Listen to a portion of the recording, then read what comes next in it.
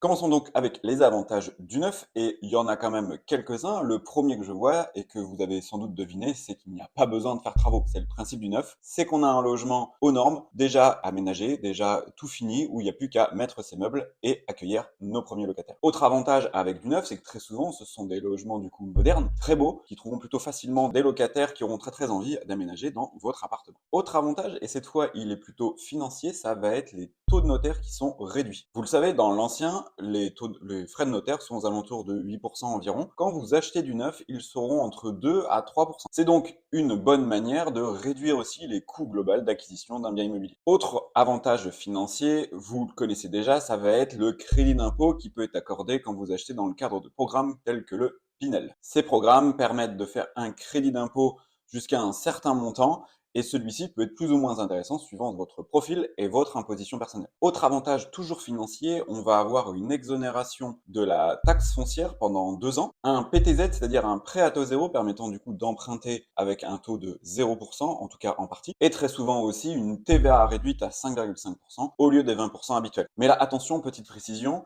ces 3 derniers avantages ne concernent uniquement la résidence principale, et donc dans le cadre d'un investissement locatif, ça ne sera pas possible.